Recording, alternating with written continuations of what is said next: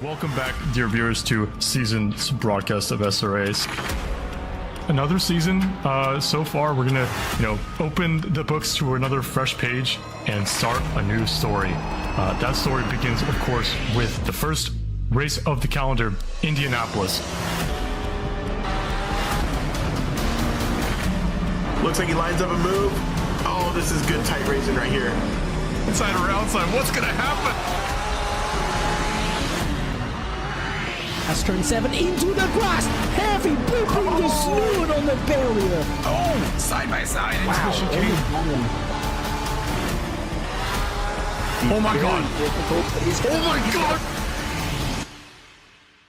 We're off and away for SRA. Hello, SRA Nation. Welcome back to Division 3, Season 18. We are here in the penultimate round at Hungaroring. My name is Trey Morgan. I'm your host, and I might be joined by Sig SVG here in a little bit, but we'll have to wait and see. We're down a commentator or two tonight, so it might be a little bit interesting, but we are going to go ahead and show you a fun race today anyways. As I said, we are racing at Hungaroring. Last week at COTA, we had a whole bunch of chaos that started right from the get-go. And today, it's not just the drivers that are giving us chaos, it's also the track and the weather itself. So this is what is considered a changing weather. There was a specific name for it. I'm just forgetting it right now. But basically, we don't know what the weather will be. We know about what it'll be. We know it'll be around 15 degrees Celsius. We know that it might rain, but we don't know when it'll rain, how heavy it'll rain, or how long it'll rain.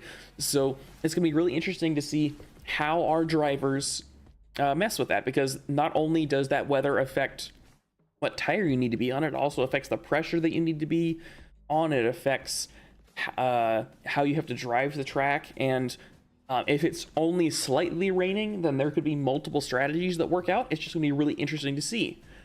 But like I said, we're at Hungaroring, so I'm gonna go ahead and walk you through the track map. So turn 1, very heavy braking zone. You go all the way down to second gear into that corner. This is one of the more This is probably the only good overtaking zone here at this track. There's a couple others that you can send it at. Well, we'll get to those later. But yeah, so full hairpin all the way down to turn 2. Turn 2, not really a hairpin because I don't think it's tight enough, but it's still a really fun corner.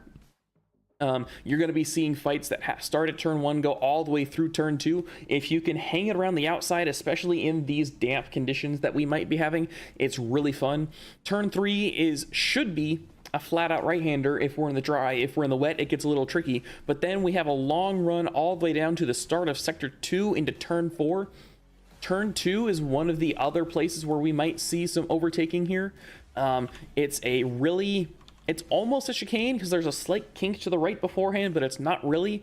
So if there's drivers that have been going side by side through Turn 1, Turn 2, Turn 3, Turn 4 is where that battle will kind of end. But Turn 4 is going to be one of our main areas where we're looking for track limits here, because it's really easy to get on the power too early and go wide, but it's also easy to clip the inside of Turn 4 and get a track cut limit. Turn 5 is the next, I think, action zone. It's kind of an action zone only because of how you have to set it up. So for Turn 5, if you get a good run at a Turn 4 and your opponent doesn't, then you can go side by side around the outside of Turn 5 to try and set up a move into the chicanes of Turn 6 and Turn 7. Make whatever hand motion you want with those. I will not be doing any. But yeah, so Turn 6 and 7 chicane, very nice job there. Turns 8, 9, 10, and 11 are the most flowy part of this track, in my opinion. So any of the high downforce, twitchy cars, that's where they're going to get most of their time on this lap. They're really fun corners that aren't flat out. It's kind of like the S section at Coda that we raced at last week, where you can't really get a move done if you're behind somebody, but you can definitely get held up or make a lot of time gain through that section. And then on to the start of Sector 3, Turn 12 is the other hard braking zone in this track that we can maybe see some action at, depending on how they go through the S section. And then Turns 13 and Turns 14 are both, I call them hairpins. They're not quite as slow as hairpins would be. Like, they're not as slow as Turn 1, but they're similar enough to Turn 2 that I call them hairpins, although, like I said, they're not really. But the Turn 14 is probably the most important corner on the track, just due to how it sets up Turn 1, which, as I said, is one of the biggest braking zones of the lap. Let's see. So we're going to go into our driver standings now. Last week, Dario Ferrer, Ferro, sorry. Ferro won last week, but Jeremy Yarn and Jason Yarn did really good. Or did Jeremy win? I had the results tab pulled up. Let me pull it up again.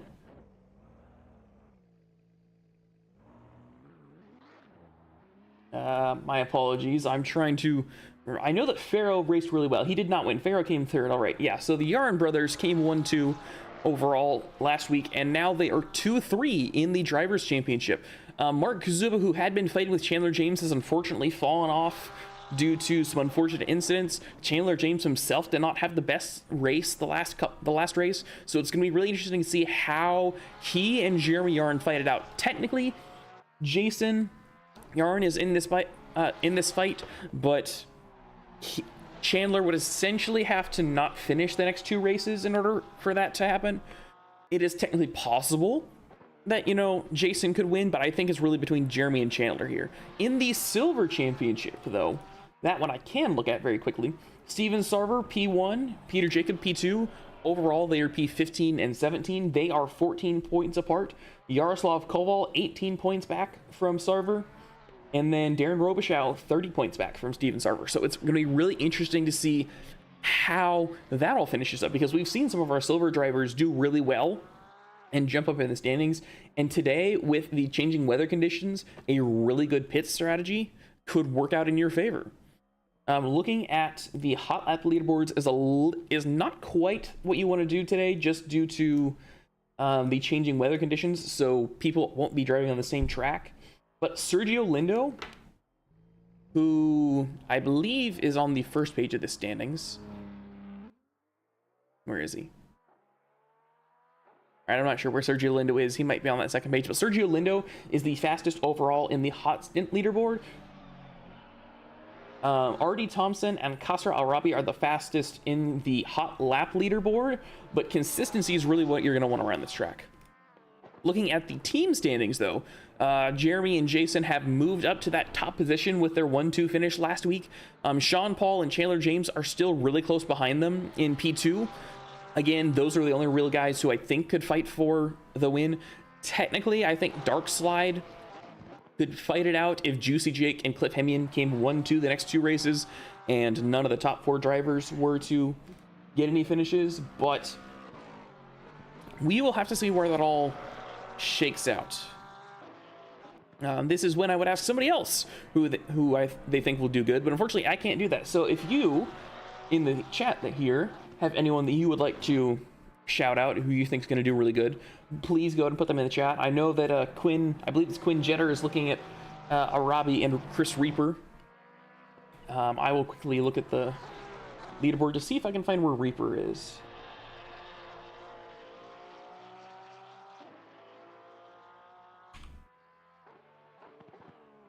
He is 17th overall right now, so we might see him do pretty well today, but it'll be really interesting. But yeah, so for right now, we are just now getting to the start of our qualifying. So Chris Mack here is at the front of our pit lane, so we'll have to see how he goes. There's a couple drivers who are driving around right now just to see how the track is looking, and we have some dampness here. It is slightly raining. I don't know if you were able to see that on the broadcast. I think you were able to see it. I'm not quite sure. But yeah, so we have some slight rain here right now. It will get heavier in 10 minutes time. Not by much, but it will get heavier in the next 10 minutes. So any of our silver drivers who are looking to do really well in this championship, so that'd be Steven Sarver, Peter Jacob, Koval, Robichaux, and even Cliff Hemian or Chris Reaper, who is P6 in the championship. They all have a really good shot here of getting a lot farther ahead of our gold drivers than they normally would, because like I was saying, you can really jump ahead today, especially with the conditions being possibly better for our silver drivers than for our gold drivers. All right, Quinn saying that his son is saying that Chris Reaper is going to finish top 10. I like the enthusiasm. I definitely think he has a chance here today. With this being a possible wet race, we could see some bowling into turn one. We've kind of avoided most of that, at least up at the front of the race, for most of the last couple races. But for anyone who knows F1, we know that bowling here at this track is very common. I just have to go back to the Hamilton-Verstappen battle where Bottas essentially killed like the first third of the grid by locking up his front tires into turn one. Now, not that I'm wanting that to happen tonight, but it could. So it'll be interesting to see.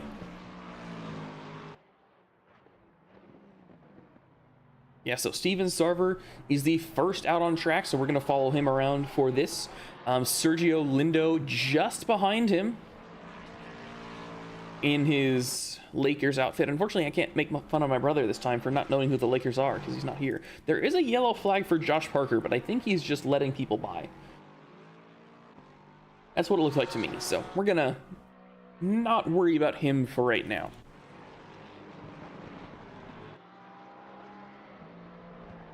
So just to look at some of the other top drivers here for today in the leaderboards, like I already said, Sergio Lindo is the top in silver. Duong Bonglio, Ferrer, and Koval are the other three fastest silver drivers in the hot stint leaderboards, which, as I said before, I think is the better look at it.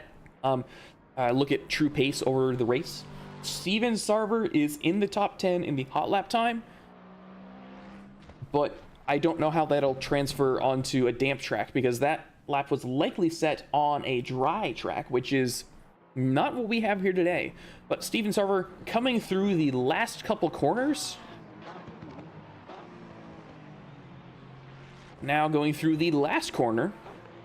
Not going maybe as wide as one would think to set it up, but he's going to start his lap anyways. And we are going to go into... Is it this one? No, it's this one. We're going to go into the interior view, passenger view, so you guys can get a sense of this lap. So turn one, you're going to be braking before the pit line, just so that you can make sure you slow down enough. Like I said, turn one really slow, not quite as slow as you might think, but it is super slow. Turn two, not quite as slow. It feels a lot longer of a corner than it actually is, but you have to keep yourself really narrow because then you set up the exit onto turn three Not hitting as much of the apex of turn 3 as you might want to, but still good overall. Now into turn 4, this is where that kink I was talking about. In the dry, you can cut that inside curb super hard, but in the wet, you have to be super careful. Yeah, I see Malia is in the chat now cheering on Kazuba. We will see him in about 10 minutes time. Sarver now going through the chicane here, a little slower than you would want. You can cut that really hard in certain cars. I don't know if the 296 is one of those cars though. It's really weird. You know, going from last week's track where if you even sniffed track limits, you were invalidated. This track is a little bit more forgiving. Now on to sector 3, we are into the, I believe, the second longest straight on this track, into a hard braking zone. A little tentative through that corner, but not a bad thing, especially for the first lap. He seems to be still valid from what I can see, but now he's coming through the penultimate corner and through the final hairpin. He's looking to do a decent lap, not a good lap, but I think a decent lap. Now through the final straight, holding it firm through that last corner. He's going to go provisional pole as our first driver across with a 151.0. Sergio Lindo going just a little bit behind that with a 151.1. So not too bad there. We're going to see more drivers coming across the line. Dickhouse coming across a little bit back, but knowing these things, it's fine. So no, Sarver. We're going to do a replay here. So going into turn 1, going a little deep, not hitting the apex, trying to get on the throttle a little too early and just hitting that curb and spinning. Thankfully, he looks to be okay. He did not hit the barrier, but he is having to wait for everyone else to go across. I would personally just say to return to the garage, get some brand new tires, but I don't know. Maybe warming the tires helps him up here. The damp tracks are really interesting, in my opinion. Maybe other people don't specifically like damp tracks, but damp tracks, essentially, you have to be on wet tires due to how it all works out, just because it's way too slick for dries. But you also have to under pressure them a bunch. So the optimal pressure for dry tires is about 27 psi. The optimal pressure for wet tires is 30 psi. However, on damp tracks, there's so much less water to cool off your tires than normal that you have to set the pressures in damp to closer to that 27 psi mark that you would for dry tires. So you have to start out with about like 24, 25 psi in the tires, and then you let them warm up over the course of a couple laps, and you hope that you got them in the right pressure temperature, or in the pressure range and temperature range. It's really hard to get that done though. Yeah, Chris Reaper here is coming through the last couple corners here. He was improving by about 6/10. He's improving by a little bit more. He won't be on pace for pole, but he will be on pace to improve. Sergio Lindo taking provisional pole by just about 1/10 of a second. Chris Reaper jumping up to 6th place. Darren Robichaux a little bit farther behind, also improving by about 1.2 seconds, gaining a good bit of time out of the final corner. Should be, yeah, P5. So very nice job there with 151.6. As I said, Sergio Lindo got into the 150s of 150.96. We're gonna have to find a blanket. It's cold down here now. And then yeah, so we got a lot of drivers improving off of their what I call banker laps. So basically, you put in one good lap and hope that you get better laps, but if you don't, you get that lap anyways, and so you don't start at the way back of the field. Quinn saying that my liveries aren't in sync. Oops. That is unfortunate. That is my bad. I will fix that hopefully for qualifying, but we will have to see. Yeah, Sergio Lindo taking his way around the lap right now. There's a yellow flag for Koval. I want to see what happened here. So coming through the chicane, gets on that outside curbing onto the grass. He keeps it out of the wall. Very nice there. probably should have broke a little bit more to make sure he wasn't in the way of the car who was going around it, but not a big issue. Chris Reaper, who I can't see, is deep and has RTG'd. I'm assuming he just went deep here into the corner.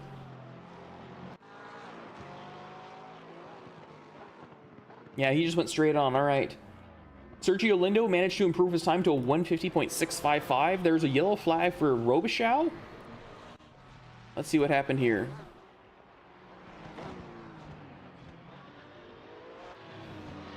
I hate that banner. I don't know what happened to him. It could just be server issues, but he seems to be going all right for now. There's also yellow flags for Cliff Hemian and Bruce Hopkins.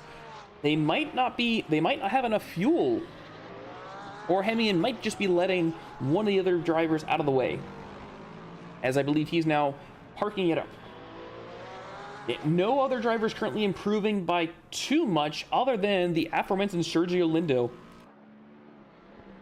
He's improving by about half a second here, coming through the middle of Sector 2. And he still has another sector to go. He does have two best sectors, Sector 1 and Sector 2. He has the fastest right now on the track. The fastest Sector 3, though, is currently held by Steven Sarver, who is on another lap, but not improving. He'll get around in time to start another lap, but I don't know if he can find the time to match Sergio Lindo's pace. The Lexus is really good here at this track in the wet. It's really good in the wet overall. It does have a lot of help from our BOP, Balance of Performance, but we will have to see how that works out. Right now, Sergio Lindo coming through the final corner here. He's gaining time through the middle of it. He's going to lose. No, he's going to gain time on the exit as well. Improve by about 0.6 to a 150 flat. So very nice job there. Steven Sarver now on his last lap, coming through starting the start of Sector 3 now. He is improving by about 0.3, but not by enough. Andrew Dwong comes across the line to take provisional P2 away from Steven Sarver. There's a yellow flag for Ferrer, and he's sideways. What happened here? We're gonna go up and away because the cameras in Sector 3 don't work. And ooh, tank slapper after getting on to that AstroTurf there on the exit of turn 12. Yeah, there's that.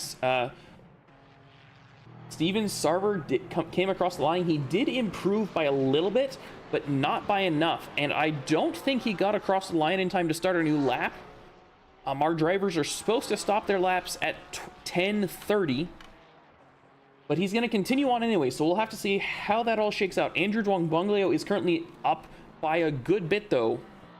About 0.4 of a second here, going through the chicanes of turn 6 and turn 7, and he is the only one with a chance at pole anymore. Sergio Lindo not improving on his time. He's down by about 0.3.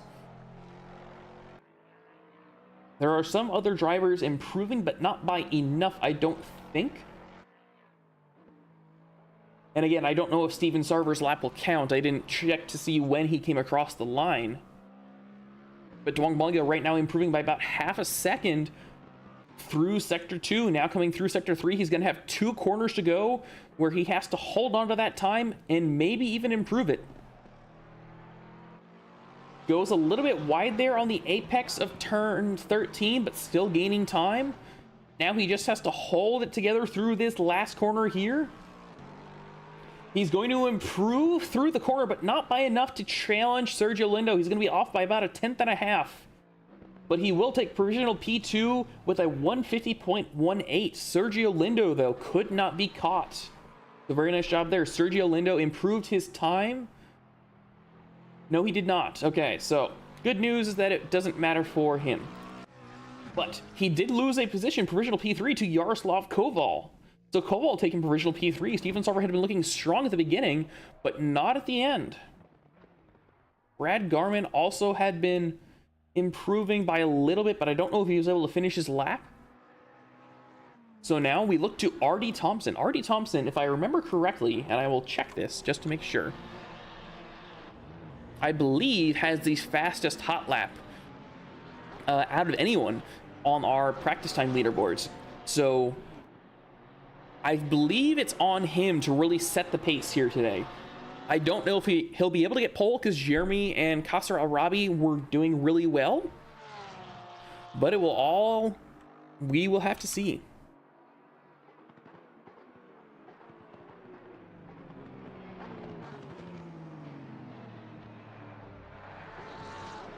Yeah, coming through turn 1 now.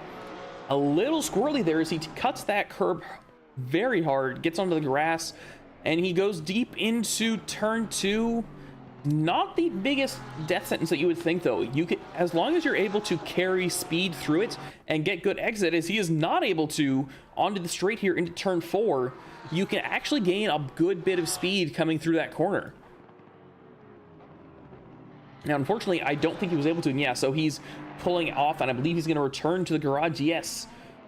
So he is no longer our first driver out on track. That would be, I believe, car 689 Mike Farrow, who was our P3 finisher last week.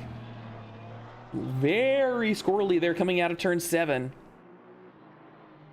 The Porsche has a very big disadvantage in the wet just due to how you have to drive the car. It's basically you have to drift through every single corner is the way that I've understood it.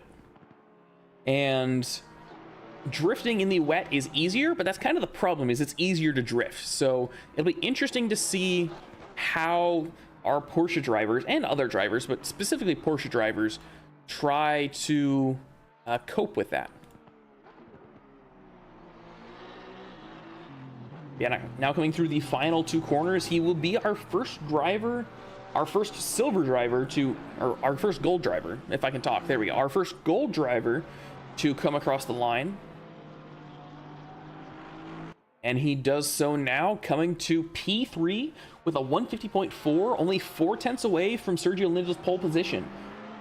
Now, we are still damp, and we are slightly up on temperature, so I don't know if our track is actually better or worse than it was for our silver drivers. I think it might be a little bit better just due to them being able to clear away some water, but we will have to see. Cesare Penkovic goes provisional P7, Jeremy Yarin provisional P6, and if you remember last week, his brother Jason Yarin, who is back here, they both said that Jason Yarin had a better chance to win today than Jeremy because he likes wet weather more. So I'll be interested to see how that actually works out, because they were both super fast last week at COTA, and they can definitely still be fast. So it's going to be really interesting to see how that dynamic plays out and if their prediction comes true.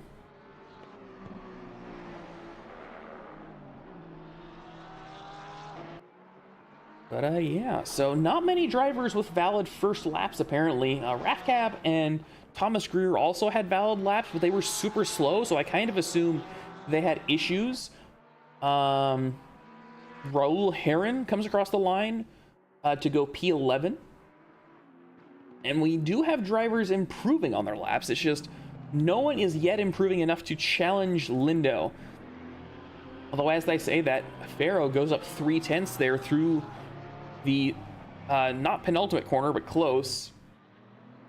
I believe that is Chandler James, or maybe that's Sean Paul that just let Farrow by to complete his lap. He's up by about 6/10 now, losing another 10th or 2 on the exit, though. That will be enough to put him P2, but he's off on P1 by about 0.07 of a second.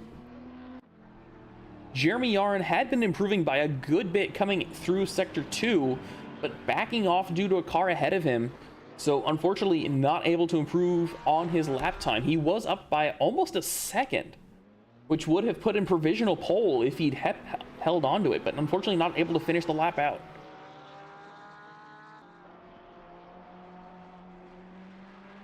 Kasser Al-Rabi goes provisional P7. And don't worry, Quinn, I will get the liveries fixed before we start the next session. I have them downloaded, so I will try and get them fixed.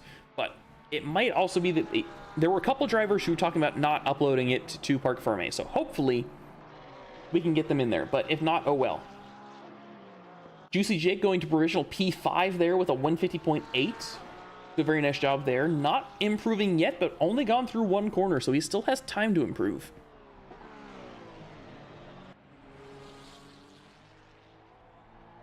Matt Mattisey now going P9 with a 151. That was a little bit ago, but, you know, we gotta do it. Chandler James had a yellow flag moment, so I'm gonna see if I can figure out what happened there.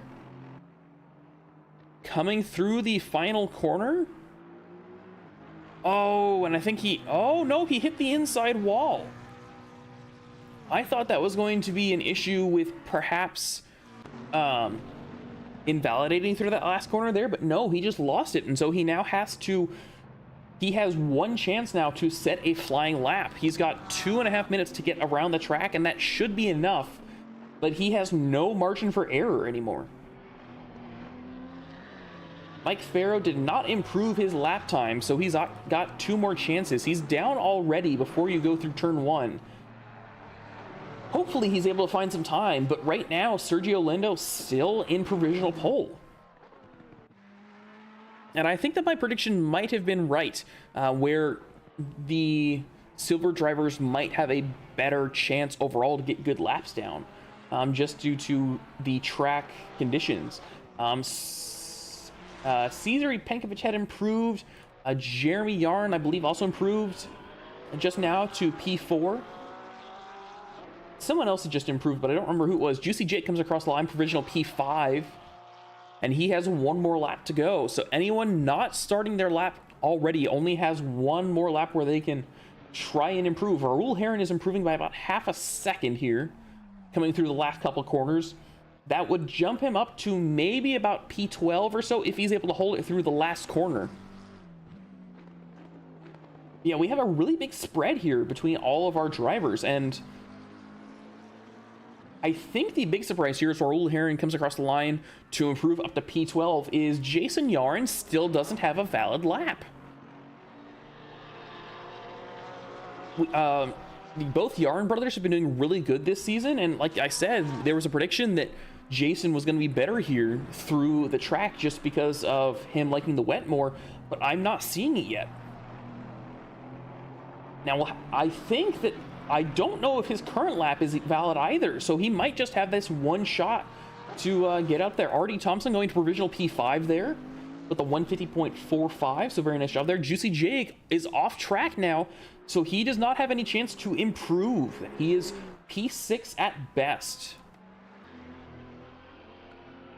Jeremy Yarn is coming through the final 2 corners, going a little more than a little deep there into turn 13. He lost all of his improvement that he had been making. Coming through the final corner now, he's going to improve by maybe a little bit, but no. And so it all depends. Can he get across the line to start another lap? Yes. So Jeremy Yarn also now on a super hard pressure. He now has to try and get around the lap as we are done. Our qualifying timer has run out. So any driver who has not started a new lap cannot finish or cannot start a new lap.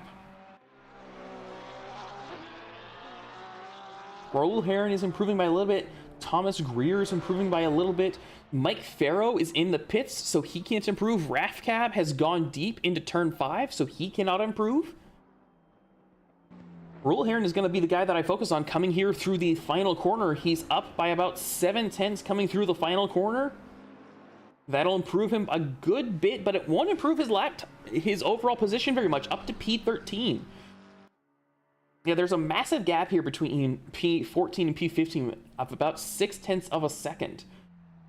But no, other than Jeremy Yarn, there's no one else that's improving right now. Jason Yarn and Chandler I will bring that up here soon, but Jason Yarn, no valid lap. Chandler Williams, no valid lap. Mark Kazuba was serving a penalty, so he wasn't able to do anything.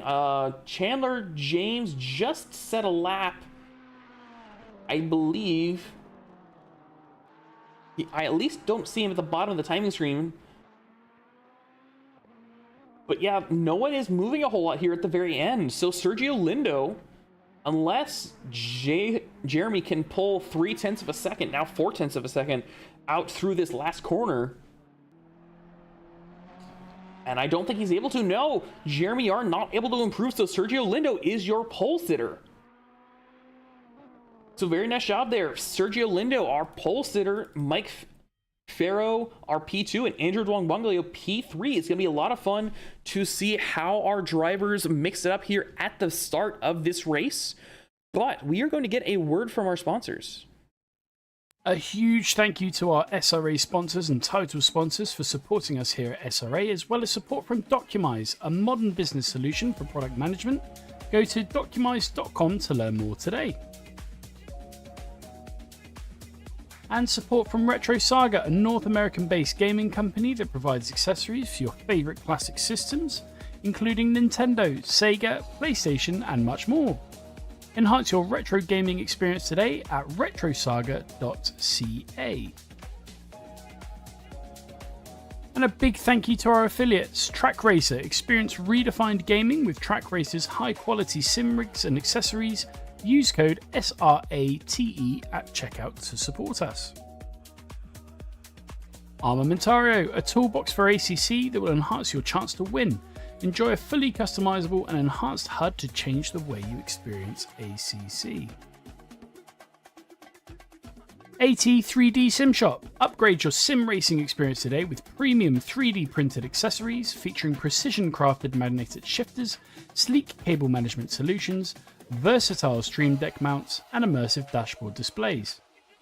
Their innovative designs enhance performance and style, elevate every lap with top-tier quality and craftsmanship at at3d.net.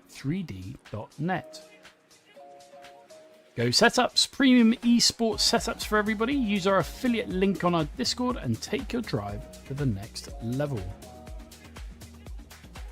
Castle and Cauldron, a home-based crafting business specializing in handmade Harry Potter, Fantastic Beasts, and Fairy World collectibles. Magic wands, potions, mini dioramas, wall decor, costumery, cosplay, and much more. Castle and Cauldron is where crafting meets the magical. Visit facebook.com/Castle Cauldron. And from KP Concepts, your source for custom automotive renderings, graphic design, and printing. We spend countless hours making you look all good for the spectacle. Check out kpconcepts.com for more. All right, one last sponsor, Echoes of Nox. Explore an abandoned space station as you uncover the secrets of why you were left behind. Fight with 3 AI factions and reclaim the station. Wishlist Echoes of Nox on Steam today. But we are now into our driver walk. So Sergio Lindo, silver driver, but gold at heart here at this track in the wet. We are damp for this race for at least the first 30 minutes. It will improve a little bit, so it'll be interesting to see how our pit strategy lays out, but Sergio Lindo, P1. Mike Farrow, P2. It's going to be really interesting to see how he tries to get around Sergio Lindo here in the start. They both have really good get up and goes in the Lexus and Porsche, but the Lexus does have better straight line speed. Speaking of Lexus, Andrew Dwang-Bunglio there for P3. So very nice job there. Jeremy Yarin, our current P2 sitter in the Gold Championship, here with a great chance to get some points on his rival Chandler James, who at the last second got all the way up to P5. So P1 and 2 in the championship are P4 and 5 on the racetrack. Rafcab P6. Another Lexus here in our top 6, not surprising. And then we have another train of 4 Porsches with R.D. Thompson, Juicy Jake, Yaroslav Koval, and Cesare Penkovic here, all from P7 to P10. All of them are Porsches. So it should be interesting to see. Matt Mattisey here sitting in P11. Steven Server, our overall leader for the Silver Championship, but he's going to have to fight tooth and nail to get farther up to try and keep that. Kas Arabi here in P13 with another Porsche. Raul Heron in P14. Darren Robichaux, P15. Thomas Greer, P16. Tyler Thompson, P17. Dario Ferrer, P18. Chris Reaper, P19. We were hoping he's going to get P10, and he definitely can here today, but not looking like it so far. Sean Paul, P20. It's going to be really interesting to see where he and our other team championship competitor in Jason Yarn finish out, because that'll really change the landscape of how it looks going into the final race here next week. Chris Mack here in P21. Dickhouse here, P22. Josh Parker, P23. Brad Garman, P24. Paulo Reese in P25, and I did update the liveries, so if you don't see your livery, it's because it's not working on Parc Ferme. Cliff Hemian here in P26, Bruce Hopkins in P27, Mark Kazuba unfortunately serving a penalty, and so was not able to make a lap, and then Jason Yarin, the big surprise here, not able to set a valid lap. And I know that they said that if I remember, they weren't like the best here at this track, but they said that Jason was better in the wet, and I haven't seen it yet. And then Aiden Springer here serving a pit lane start, unfortunately. But it's gonna be a lot of fun here. Sergio Lindo's gonna be leading us off from the green.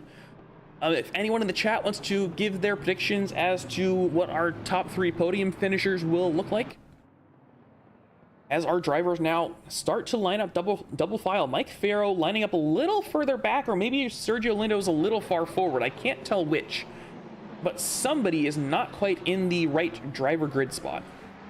Now, I know that there have been issues in the past with positioning where there's been server issues, but everyone else seems to look like they're in the right position.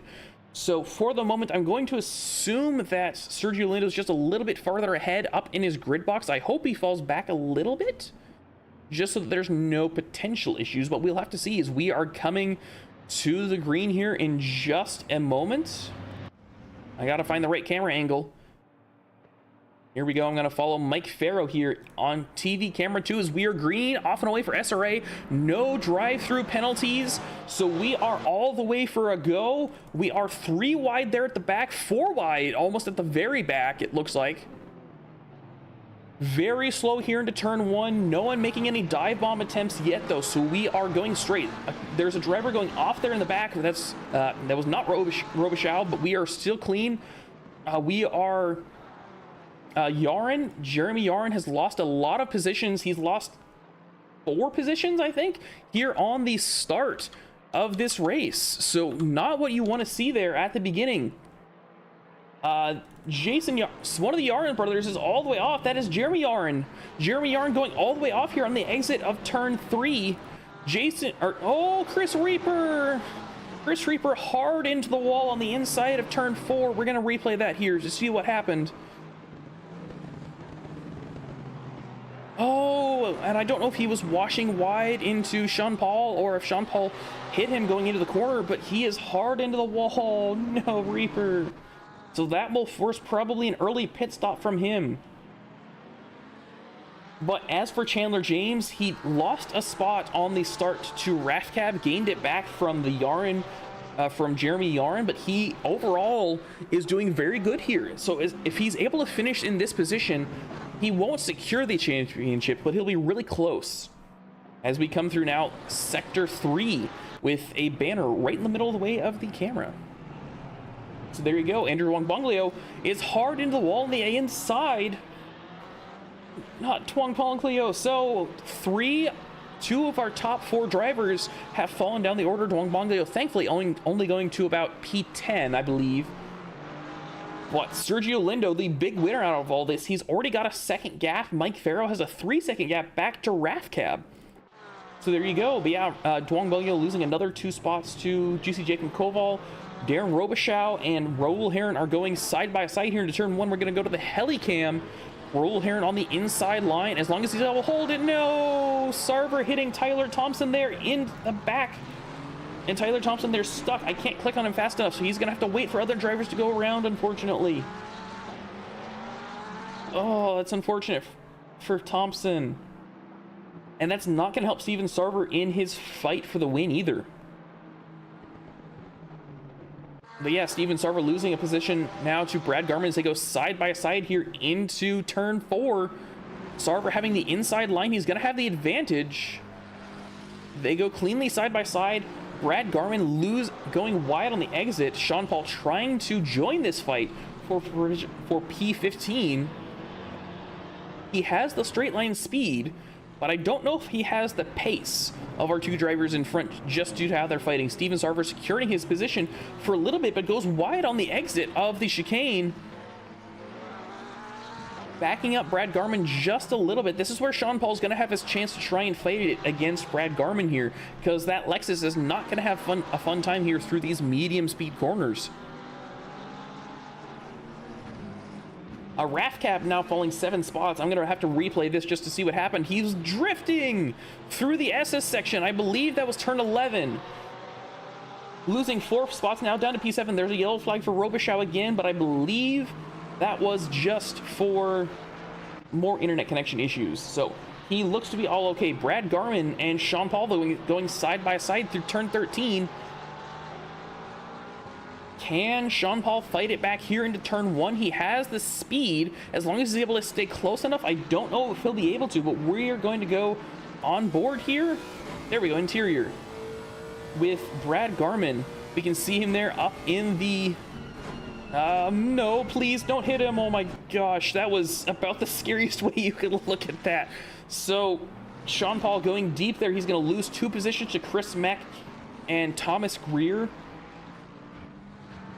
Maybe gaining one of those positions back. No, but Jeremy Yarn not able to fight it back here. Maybe going side by side through turn 3. No, okay. So Sean Paul able to regain composure. Kasar Arabi has lost a position to Pankovitz, or maybe he gained one. I'm not quite sure. No, Pankovitz is the one in front. Okay. Yeah, so quickly, I'm going to go over our biggest movers on the race start. Matt Mattisey up 6 positions from P11 to P5. Josh Parker up 11 positions from P23 to P12. And Mark Kazuba trying to fight it back to get a chance here at a podium position, possibly, or maybe even top 5, up 6 positions from P28 to P22. Yeah, so a lot of movers right now. Unfortunately, we've had a lot of big negative movers. We'll have to see. Right now, I'm going to focus up here at the front between Mike Farrow and Sergio Lindo coming through the final corners. Josh Parker is backwards through turn 12. I'm going to quickly have to replay this. Okay, so he goes deep into the corner and has help getting spun. No. I don't know who that is. I believe it might have been Heron, but I don't know for sure. Meanwhile, out front, Matt Mattisey trying to make a move here on R.D. Thompson, but not able to find his way across. Not finding his way through. Behind him, Rafcab and Duong Bonglio were fighting forward P7, but not able to do anything quite yet. Mark Kazuba is yellow flagged here. He went deep, it looks like, into turn 1. Let's see if he had any help. Duong Bonglio. No, that's not Duong Bonglio behind him. Who is that? Oh, he just went deep. No, he just went deep on his own and made contact with the wall. That almost looks like he just broke way too late, or maybe didn't break all the way. I'm not sure, but that was really weird. Yeah, so Kazuba losing some of those spots he just gained. We do have a bunch of pitters already. Jason Yarn has already pit. Chris Reaper has pit. Tyler Greer's in the pits, and Sasha Dickhouse is in the pits. Most of those are with damage. Greer and Reaper are with damage. Reaper trying to fix that damage, but I don't know about the other two. Meanwhile, Tyler Thompson has gotten around Cliff Hemian here. Unfortunately, I missed the pass, but there we go. Meanwhile, up front here, we're going to watch this battle again through the penultimate couple corners here. Farrow gains through Sector 2, gets close enough through Sector 3 to think you might be able to try something. But unfortunately, that Porsche is just not fast enough in a straight line. He essentially would have to be tucked up right underneath that rear wing in order to gain any time on him through the straights. As Sergio Lindo tries to make sure that he doesn't have any slipstream, and he definitely doesn't, with Mike Farrow going all the way to the inside, trying to maybe fake a dummy move, but not able to. But we are holding line astern here up at the front. Sean Paul and Brad Garman were just fighting here through the final corner. I'm going to go ahead and show that here. So yeah, Sean Paul, Brad Garman, and Jeremy Yarin. Jeremy trying to fight it against Brad Garman, but not able to. Ooh, and Brad Garman going a little bit sideways, and there's a yellow flag now for Sean Paul and Brad Garman. Let's see what happened up here. Ooh, that's Paulo Reese, I believe, who also got involved in that. So let's go and see what happened. So Sean Paul coming into turn 1. Oh, no. And that was... Oh...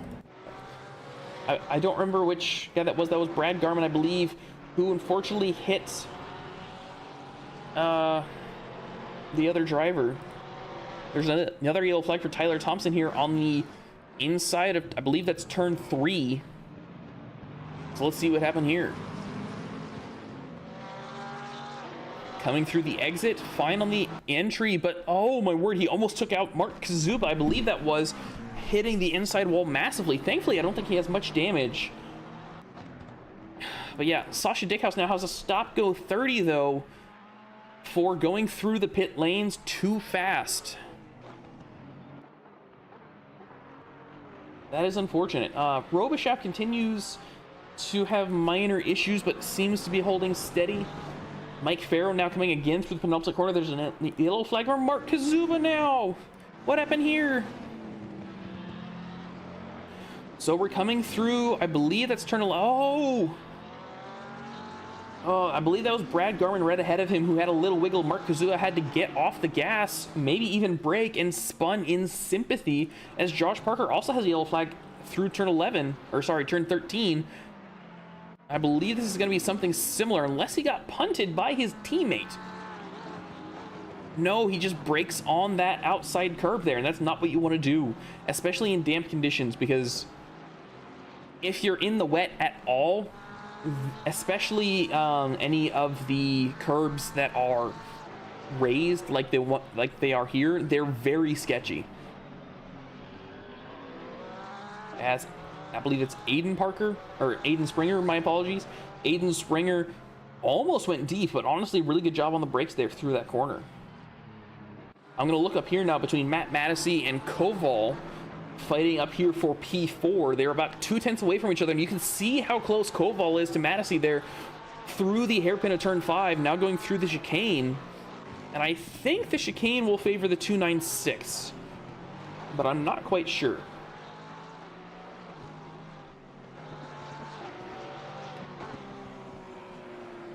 Koval not getting the best acceleration out of corners right now. Might have his TC turned up a good bit to try and make sure that he doesn't have any issues.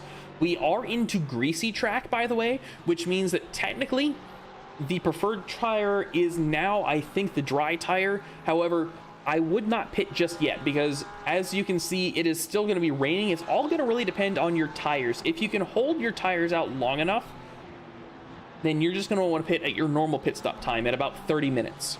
But if you're not able to, then you're going to have a lot of issues with tire wear and just generally not having the grip throughout the race.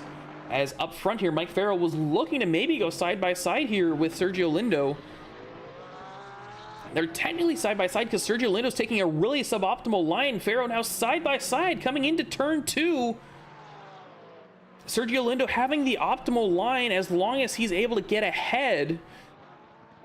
Oh, switchback maneuver maybe? Farrow coming down the inside. He's going to get ahead. Farrow ahead out of turn 2. Can he hold it through turn 3? He can, and I believe that was valid as well. So Mike Farrow gets the lead from Sergio Lindo on, what is this, lap 6. So very nice job there from Mike Farrow, putting the pressure on Sergio Lindo essentially from the beginning of the race and able to keep it going. Now it's all about how your pit stops go.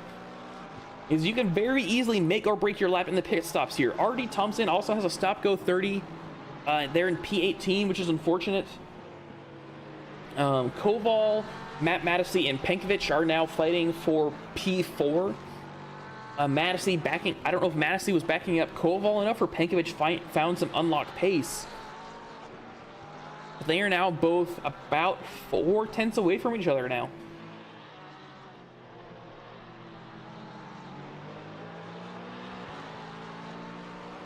Are there any other battles? No. Well, there's a Raft Cab is kind of close to R.D. Thompson there in P17 and P18, but that won't matter here in a few minutes. And then back here, Bruce Hopkins is fighting with Brad Garman for P24, but I want to watch this battle up here as I switch the exact wrong camera.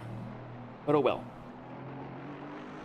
As Matt Mattisey goes deep, it's going to give Koval the chance to make the overtake here through turn 13. He's not able to get it done. They're neck and neck here into turn 14. Matt Mattisey having the preferred line going into the corner. He does a great job to hug that inside line. Koval losing the rear almost coming through the final corner, but he's right on that tail. Now in the interior, it's going to be all about this braking here into turn 1. Who has the biggest cojones? Matt Mattesley had the biggest ones, but unfortunately he lost a little bit of time into the corner. He went deep. It does not matter though. Koval still not able to get past Matt Mattesley. And now that has now brought Duong Bunglio and Juicy Jake here into this battle. So we now have essentially a 5-way battle for P4. Matt Mattesley losing a little bit of time there on the exit of turn 3. Can Koval get side by side? No, he's going to think better of it here into the fast left-hander of turn 4. Matt Mattesley going wide. That might be track limits. And he's going to go deep here into turn 5. They're side by side now coming through the chicane, and Koval, I believe, has the preferred line. It's all about who's braver. And I think Koval was braver. He has the pass done into turn 6. Matt Mattesley looked like he was going to try and fight it back through turn 7, but did not manage to get the drive out of the corner. Very nice job there.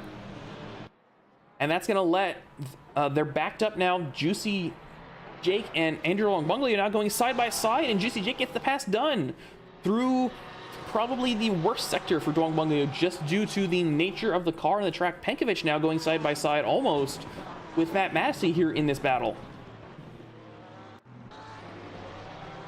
Switch to camera 1 here so we can actually see what's going on. Penkovic looking a little... Matt Mattesley not looking quite as good here as he did last lap, or the last couple laps. It's all going to depend on the exit here now through turn 6. Sergio Lindo is into the pits super early to try and get onto those dry tires. I don't know if I see a dry line forming, so I don't know if that's quite the best option for him.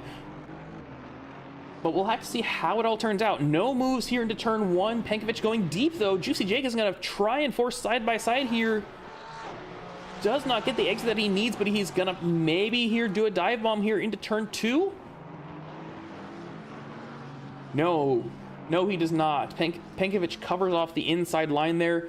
Matt Mattesley, though, having issues through the exit of turn 2. Not going to cause any issues, though, as we are all still going forward.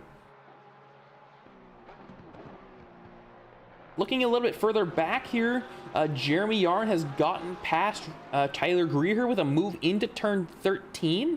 I'm going to quickly replay this here just so I can see what happens. All right, so Greer unfortunately just goes deep into the corner. He's able to get past. So the Yarn brothers are now nose to tail, but they'll have to see. There's a yellow flag for Heron that I'm going to quickly replay here. This is through turn 4.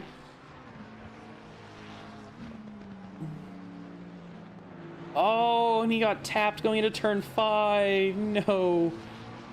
Thankfully, he was straightened out there a little bit by one of the drivers, but I didn't see who that was. Aiden Springer now has a yellow flag through turn 3. Or no, that's not turn 3. This will be turn 8 that we're going through right now. He's looking a little squirrely here.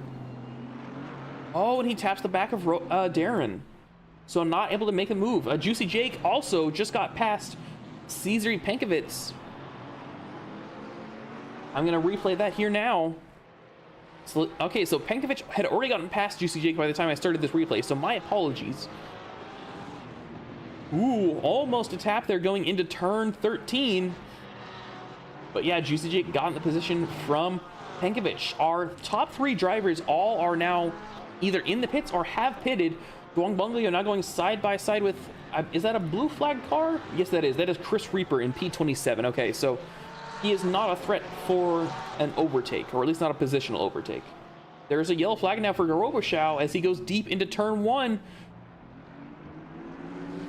No issues there, though. Penkovic still right behind Juicy Jake here coming through turn 2.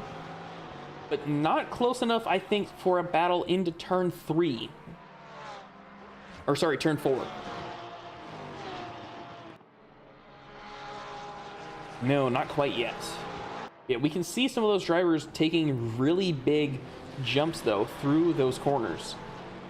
Looking out front, though, I'm going to look at our drivers who have pitted. Mike Farrow has pitted, and he is just a second ahead of Sergio Lindo. Now, I think, if I look at my statistics, Yeah, Mike Farrow just came out of the pits right ahead of Sergio Lindo. So as long as he's able to get his tires up to temperature and not too much up to temperature, he'll be fine.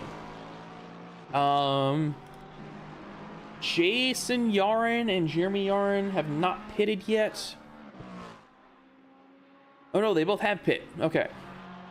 So they are now in line for possibly P3 and P4.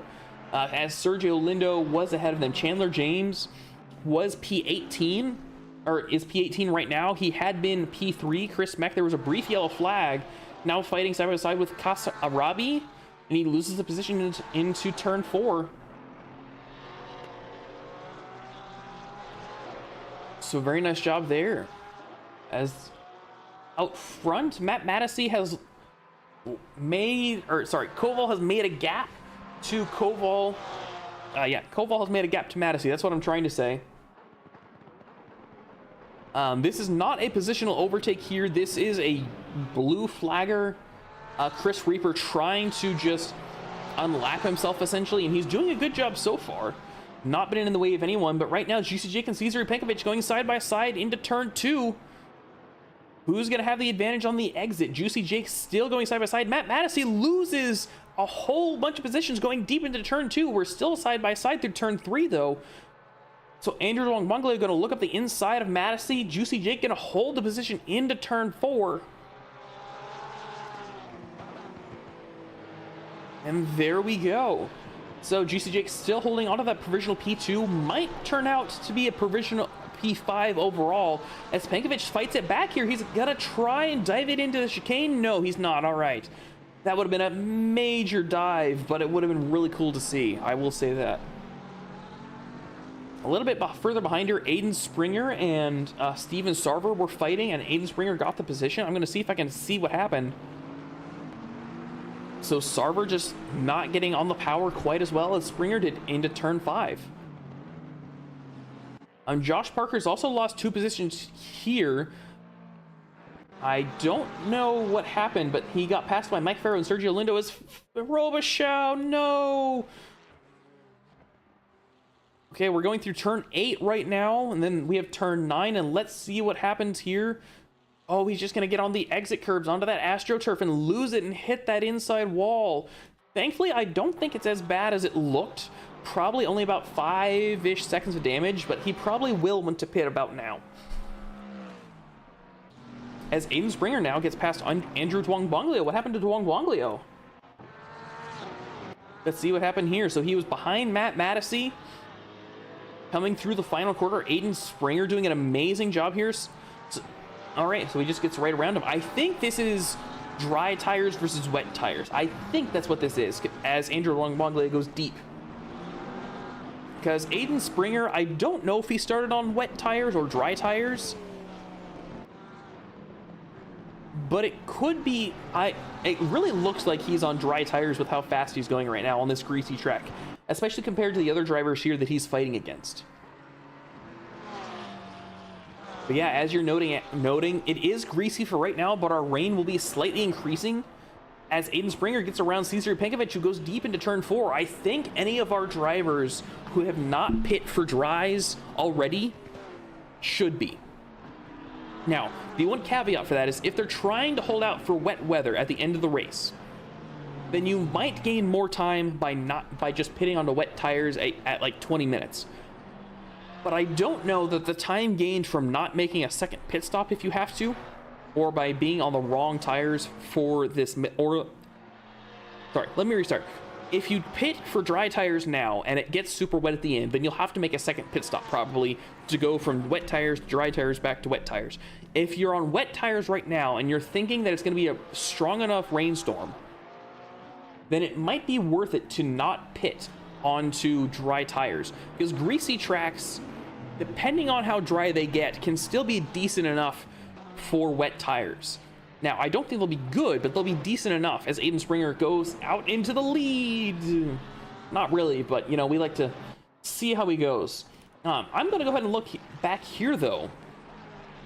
Jeremy Yarn has caught up to Sergio Lindo, who's fighting for that provisional P2. Or eventual P2. He's only about 5/10 back, so I have to wonder if the drivers pit onto the wrong tire or if it's just how they are looking. I unfortunately am not able to look at tire data.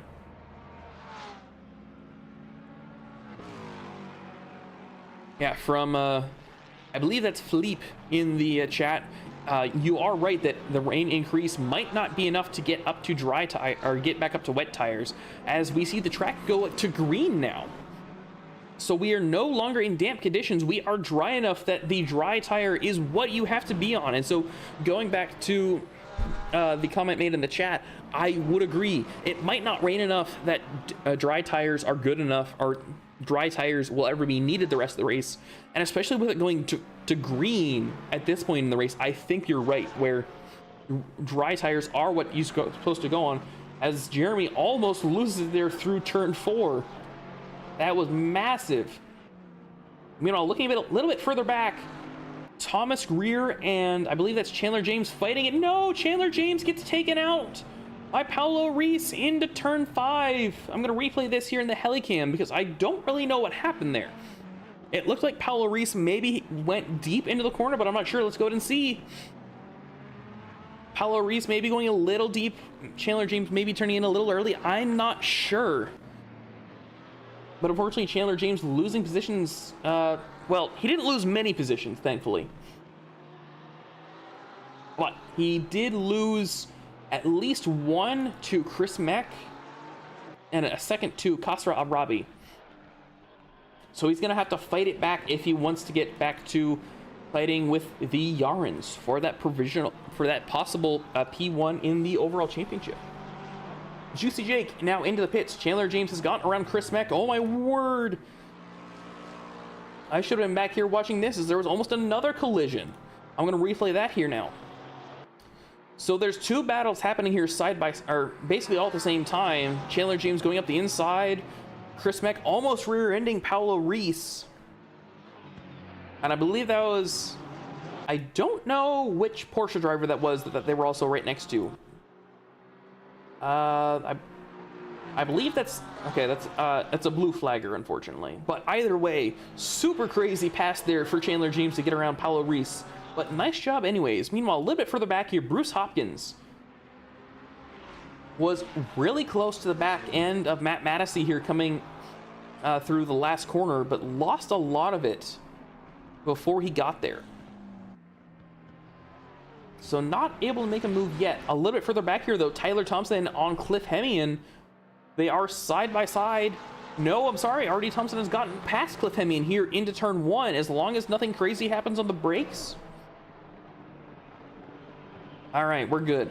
Andrew Duong maybe going a little deep, but overall fine. But yeah, it's been an unfortunate day for Duong Bonglio. Started up in the top 3 positions, all the way down now into P20, and he'll only gain, I think, another 2 positions from drivers pitting as he goes deep again here into turn 2, side by side. And RD Thompson gets the pass done before turn 3. Now, can Cliff Hemian capitalize on this movement?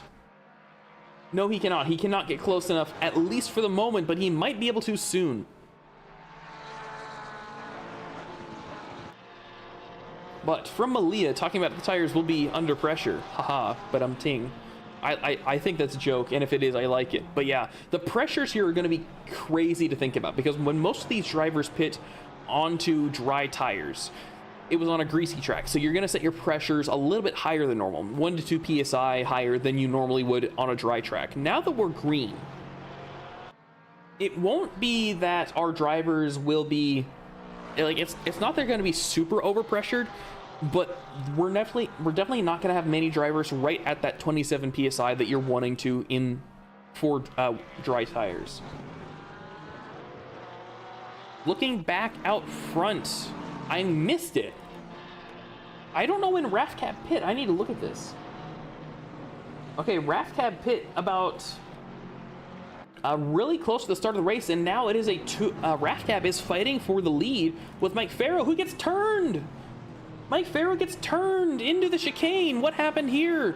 That is, I believe, Farrer behind him, and Sean Paul coming into the corner. No, and he just gets turned. He almost held it, and then he gets another blue flagger. So unfortunately, he gets past. Sergio Lindo also has a yellow flag, though. Not as bad of one, but that will let Sergio Lindo and Mike Farrow's battle continue now for provisional P3, because Jeremy Yarn has gotten through both of them. So Jeremy Yarn into provisional P2. He might even get up to P1. It's only a 3.5 second gap up to Rafcab. And Rafcab, essentially, I'm going to look at this again. He's on an 18-minute stint.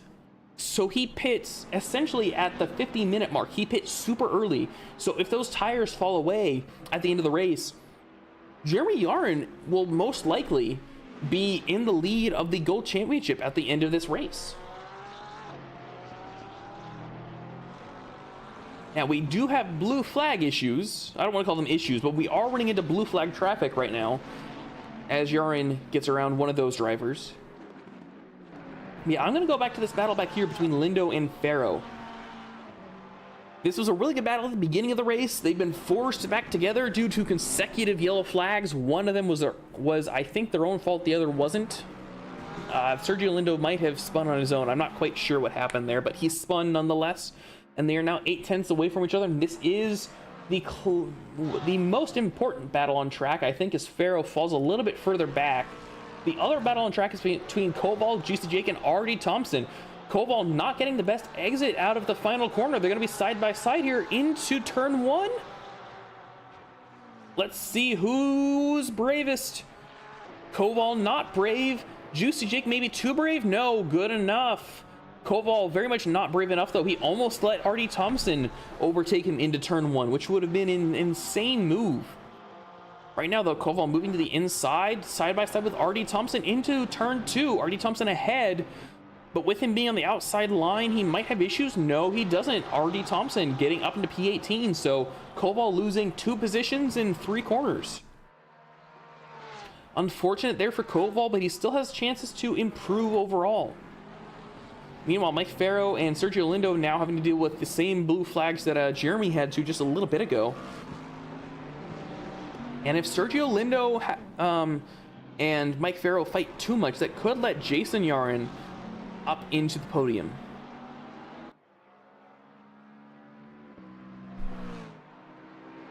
Yeah, so fun being had there. Koval, I think, probably is having issues with his tires because he's losing a whole bunch of positions or time now to Andrew Dwong-Bonglio. There's a part of me that thinks like Koval might be on dry or wet tires, but I'm not sure. Let's see. Looking at other people.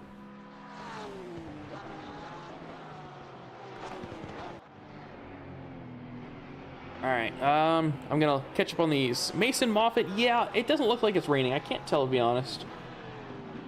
I'm gonna go to the interior, and there's little specks of rain here on the windshield. I can't get close enough, unfortunately, to look at the windshield, but it might be raining a little bit.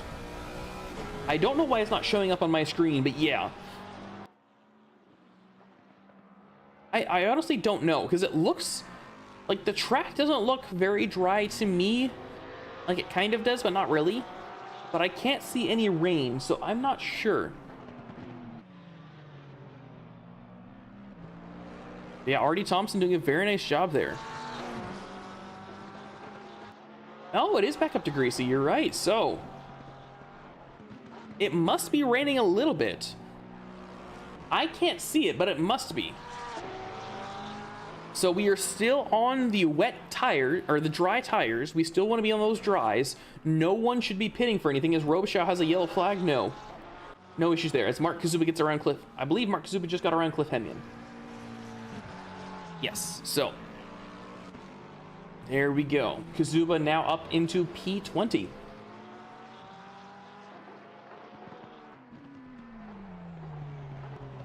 Aiden Springer, our only driver who hasn't pit yet, and I believe that's because he started on dry tires. So he's trying to make a gap out front. He is going faster than Rafcab by just a little bit, maybe. Or they're at least similar pace, but not by... It's going to fall away here soon. So I think Springer probably needs to pit here onto dry tires. He'll only fall back to around P13, and especially with newer tires than everybody else, he should improve by a lot on where he comes out.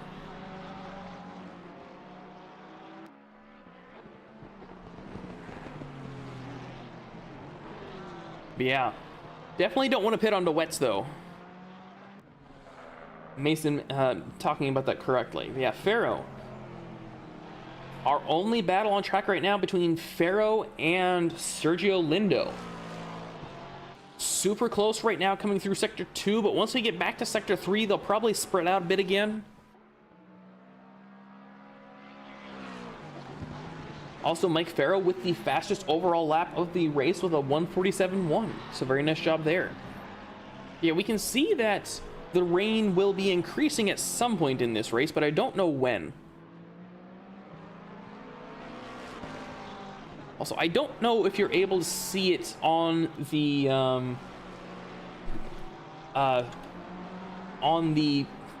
stream or not, but it is slightly raining. Like, I can barely see it sometimes, but right now Mike Pharaoh looking to maybe make a move here. No, not wanting to risk it. No, he is sending it. He's sending it from way back. Gonna try and make a switchback work. Sergio Lindo doing a good job to hold on to that inside line, though, not letting Pharaoh a free run. Fastest lap has now been taken away by Jeremy Yarn with a 1:46.9. So by about a little over a tenth. Not quite a tenth and a half, but close to that.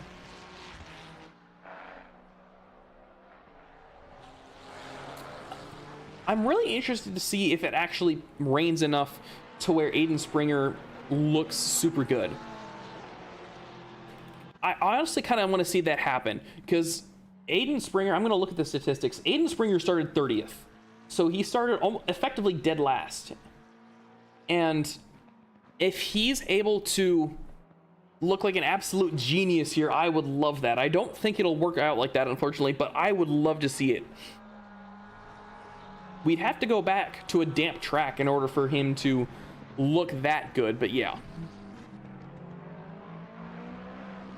It would be super cool, but like we're saying, doubt it'll happen. Meanwhile, out front here, I just caught this. Jeremy Yarin trying to make a move here on Rafcab. I was talking earlier about how Rafcab pitted super early. I'm going to switch to Helicam, I guess. Not what I clicked, but oh well. Yeah, Rafcab's tires are probably going to be losing a lot of their grip here within the next 10 to 15 laps. Or 10 to 15 minutes. We don't have 15 laps left in this race, I don't think.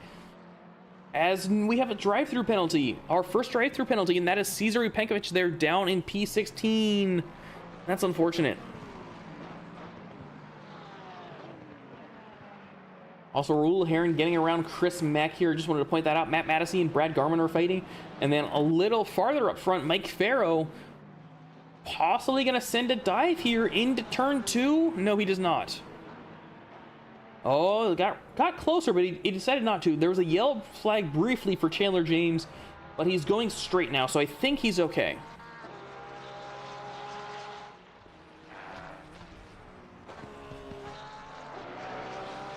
But yeah, so glad we can at least sort of see the rain. Cesar Pinkovic now pitting for his drive-through penalty. We're gonna go. No, we're gonna stay up here because Yarin up here getting super close now through Sector 3, trying to set up his next move. Losing a little bit of time there through, I believe that's turn 9. Now going through turn 11. Still about 3/10 back here. Matt Mattisey also really close there for P11, but I'm not able to switch that because I want to see if anything happens up here.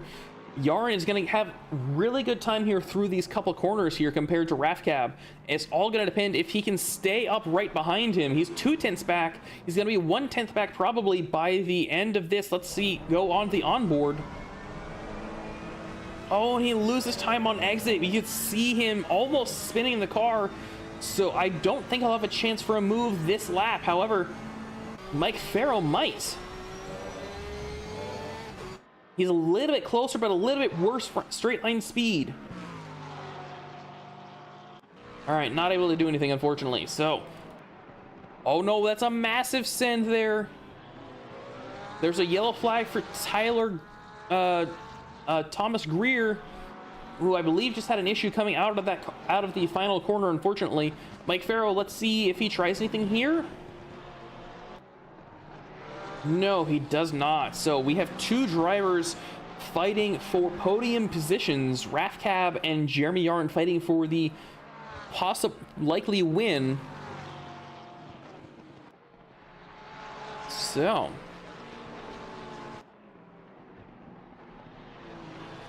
yeah, so in 10 minutes we're gonna get slightly harder rain, maybe to damp, but probably not.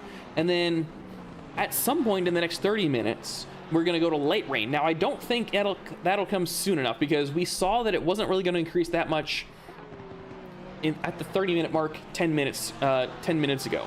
But we'll have to see. As Jeremy Yarn has a brief yellow flag moment, what happened to him? He's fallen back by about a second from Rafcab up front. So let's see what happened. Ooh, very twitchy, almost wrecked it out of turn 11 there onto one of the straights, but able to keep it clean. Steven Sarver has gotten past Bruce Hopkins, so I'm going to replay that here. All right, so this is going through turn 4. Bruce Hopkins goes wide, probably has to lift off the gas to make sure he doesn't get any drive-through penalties. So very good job there. Meanwhile, Mike Farrow, if I can get out of the replay, 2/10 back going into the main straight. We've seen him do a couple dives here on the brakes just due to the difference between the Porsche and the Lexus. Let's see if he's able to make a dive happen here. Going out, he's got the move. Well, he's gotten through. There's a little tap there going through the turn, but Mike Farrow up into P4. Very nice move there. Finally got the move done.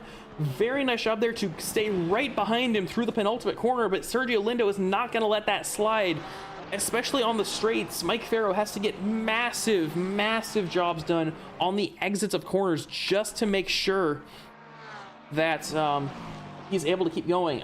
Looking at pace, Aiden Springer is anywhere between 2 and 3 seconds off the pace, unfortunately. Aiden Springer's last lap was a 151.3. Rafcab's was a 148.7. And then Yarin, Farrow, and Lindo were all right around the 49.6 to 49.4 range. So I don't think, unless there's some kind of massive rain that I don't see coming, I don't think Springer's gamble is going to pay off, unfortunately. He was making massive moves there in the middle of the race where drivers were on wet tires on a dry track. But unfortunately, I don't think it's going to play out because he's going to lose at least a minute. Let's see if I can see. Yeah, so the pit stop times are about a minute 2, a minute 4. And so that would put him into P16, right around where Juicy Jake and Artie Thompson are. As he now comes into the pits, unfortunately realizing that his gamble has probably not paid off. We'll wait to see where he comes out, but I do believe it will be in that P15 to 16 range. But now we can watch an unfettered race for the win. Rafcab has been on his tires for 31 minutes. Jeremy has been on his tires for 31 minutes. So no difference in tires. It's just a difference in pure racing skill between Yarin and Rafcab. Sergio Lindo and Mike Farrow are 10 seconds back. So probably not in that battle for the win, unfortunately, but it is a battle for the last podium position. Mike Farrow holding up Sergio Lindo just enough to let Jason Yarin into the picture. So we have a possibility for a Yarin 2-3, as unfortunately I believe this is Tyler Greer getting taken out into turn 1 by Koval. That's a massive send. I believe that was Koval. I don't want to call it something random. Okay, that was Koval. I'm so sorry, Koval. You've had issues today. Oh, but yeah. Looking out front, though. Oh, please don't try and move there. No, Jeremy Yarin making an ill-advised move into turn, I believe that's turn 11. He's going to wait for Rafcab to come around, but this is going to let Mike Farrow and Sergio Lindo and Jason Yarin into this fight. Mike Farrow now taking the lead away from Yarin and Rafcab. Sergio Lindo possibly going to make a move here against the other Yarn brother. No, not yet. There is a yellow flag for Garmin and Matisse that I'm going to show here. Oh, and that was just straight up murder, unfortunately. But yeah, so I'm going to try and go back. We'll go back 40 seconds here to see if I can rewatch the move here between Yarin. Okay, no, I didn't go back far enough. But yeah, so Yarin trying to make a move up the inside in the middle of the S's. Not what you want to see, unfortunately, but that's just kind of how it rolls. He did let him by. Oh my, I didn't notice that, but just there at the end of the replay, Farrell almost lost it right next to a couple drivers. Is that Jason Yarn? Jason Yarn going super deep into the corner, avoiding everyone. But yeah, so we now have a 4, possibly 5-way fight for the race lead. Now, I'm hoping that Jeremy just kind of backs off of Rafcab and doesn't fight him. But we'll have to see. Rafcab and Farrow are now side by side coming into turn 4. Rafcab gonna go wide though. He's going to possibly get a track cut. Little bit of tapping there. Mike Farrow now having to try and fight it back. He's going to hold it maybe against Yarin. Sorry, I'm switching so many cameras. Yarin absolutely cutting the absolute hell out of that chicane. That will definitely be a drive-through, a track cut. Not maybe a drive-through quite yet, but we'll have to see, as now Yarin under pressure from Lindo. Yeah, so these front drivers, I think, are really going to start running into track cut warnings if we have issues. Yeah, but especially for Jeremy Yarin, he doesn't need to fight that hard. Chandler James is P7. If somebody would look up, somebody in the chat here would look up the points difference between P3 and P7. I would like to see what that point gap is. If nothing else, I can look that up here at the end of the race. But unfortunately, well, Yarn is going to get a penalty. He's not going to lose time to it, I don't think, because he gave the decision right back. He might have a penalty to serve for next week, but he will unfortunately get at least some kind of issue. Juicy Jake and Brad Garman, I just missed this. Juicy Jake and Brad Garman's fighting it through the S's of Brad Garman going deep into turn 11. That was turn 9, I think. Not getting the space that he needed and losing the position to Juicy Jake and almost losing it to Chris Mech there behind as well. So yeah, lots of craziness here at the end. Sean Paul is parked up and RTGing, no. So Sean Paul is essentially not going to finish this. Well, he'll still get points, I think, if he does a couple more laps, but he's unfortunately not going to get the points that he needs for this race. Jason Yarin now getting up into P2 via Mike Farrow. I'm going to try and replay this here. I didn't go back far enough, so my apologies. So Yarin and Farrow fighting it. I assume that was a pass into turn 1, but I could be wrong.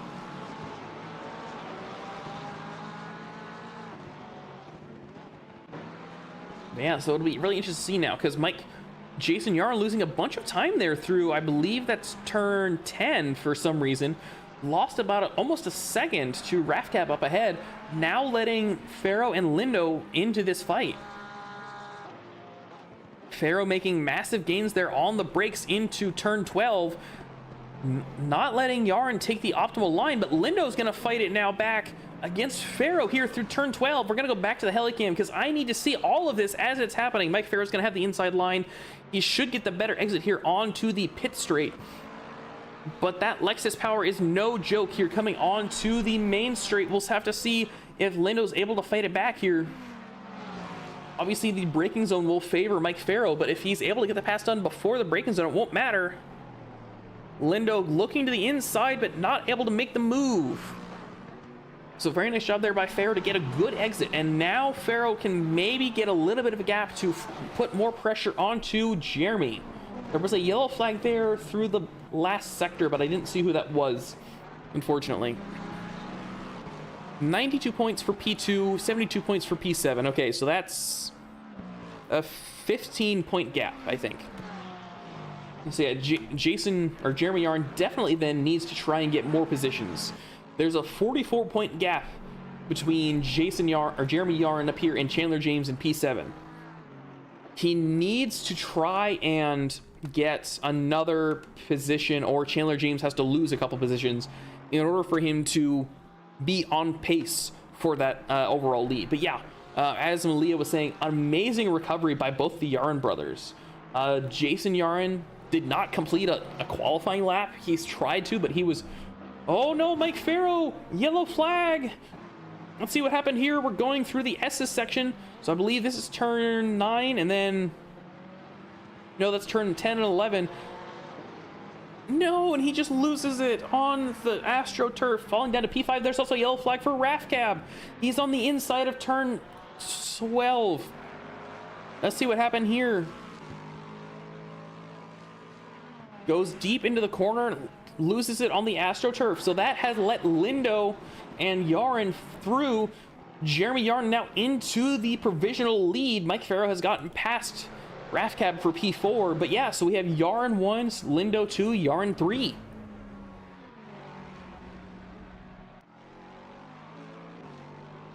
Very chaotic here. So I think the battle I don't want to say this battle has cooled off, because it definitely hasn't. Jason Yarin definitely got to be fighting against Sergio Lindo for that P2 position. I want to look at the pit stop deltas. So Jason has been on his lap, or on these tires, for 45 laps, or for 45 minutes, not 45 laps. But yeah, so massive stint here by Jason. He said last week that he was more comfortable in the wet after fighting from essentially last to a podium position. I believe him. Meanwhile, back here, I'm going to show the replay. Juicy Jake getting past Matt Mattisey here into turn 1. Matt Mattisey going way deep, almost hitting Steven Sarver going into the corner, but thankfully able to stop just in time, get out of the way, and Juicy Jake has gotten past him. So now we have a battle for P10.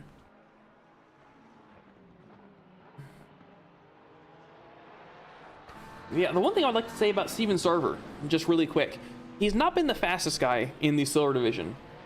I hope he doesn't feel attacked for me saying that.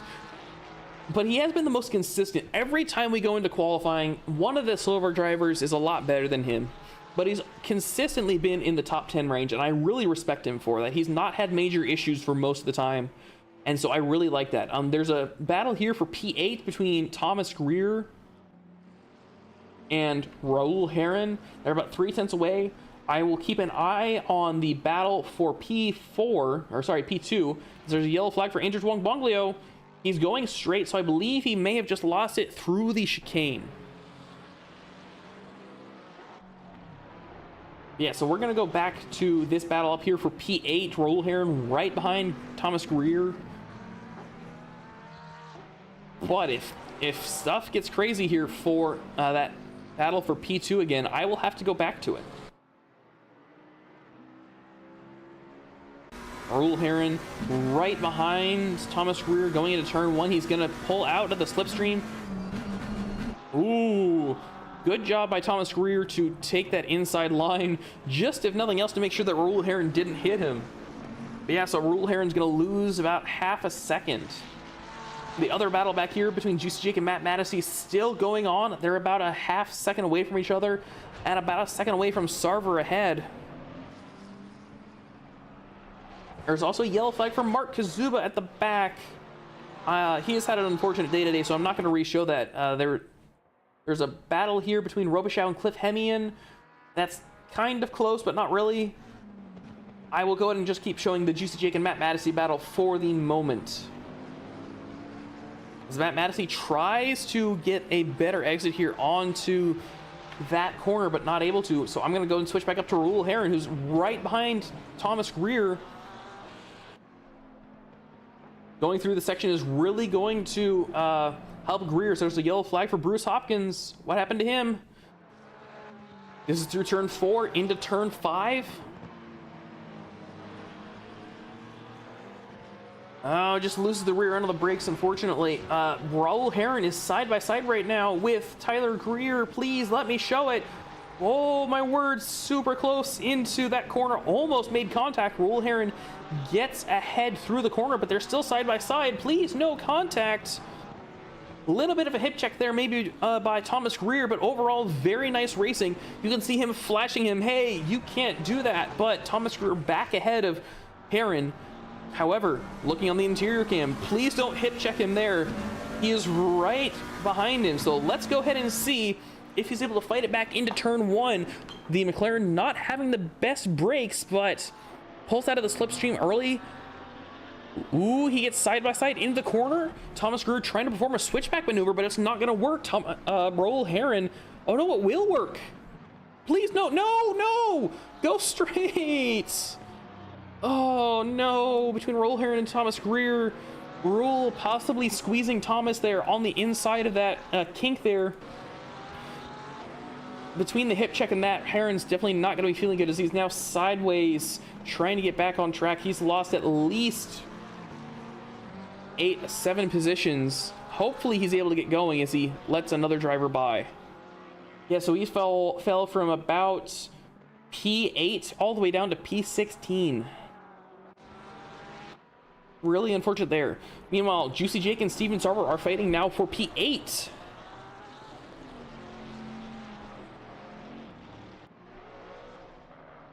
And Juicy Jake doing, no, I turned him on and he immediately goes into the wall.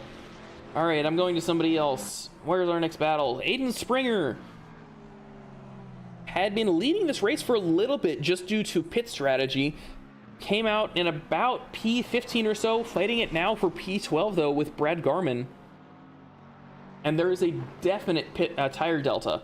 Aiden Springer on a 12-minute stint compared to now 46 minutes for Chris Mack. As we are now have 5 minutes left in this race, there's a yellow flag for Chris Reaper. Let's see what happened here.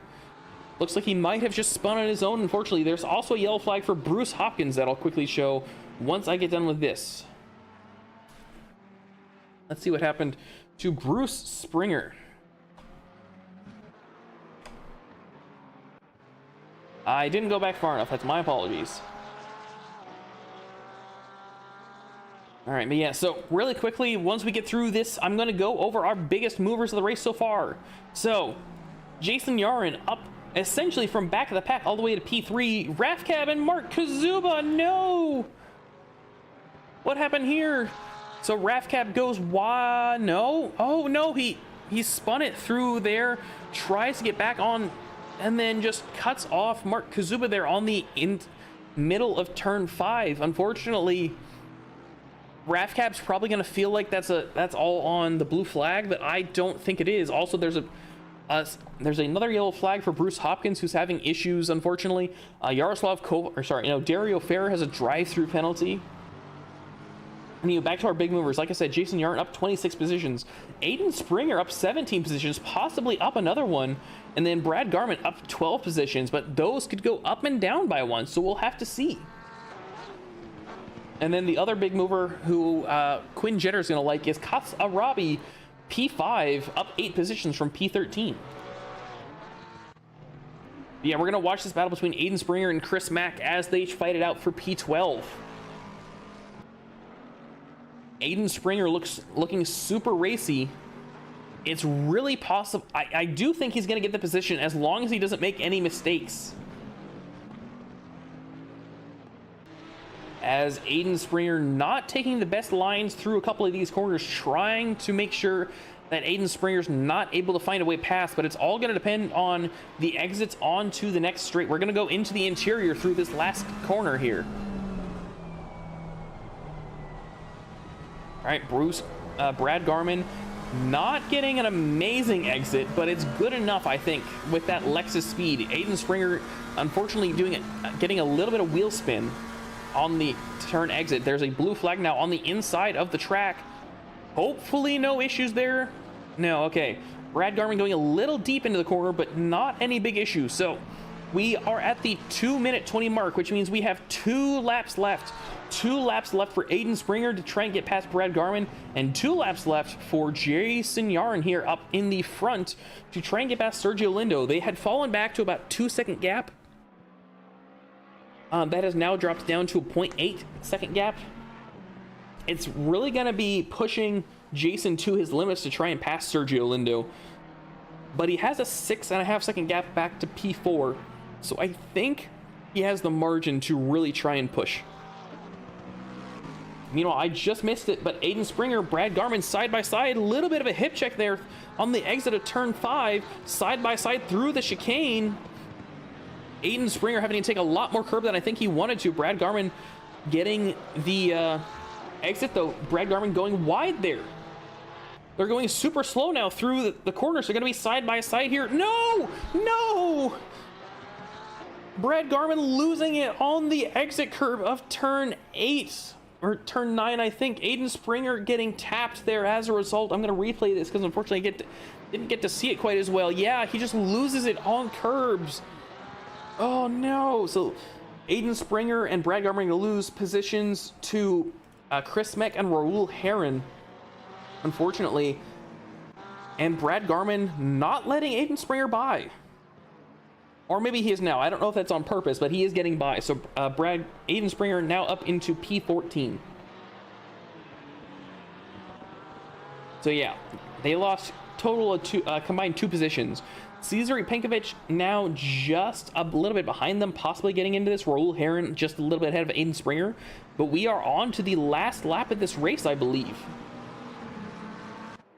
The other close battle here is Juicy Jake and Matt Mattisey still. They're not very close anymore. As soon as I put them on, they're a little bit farther away.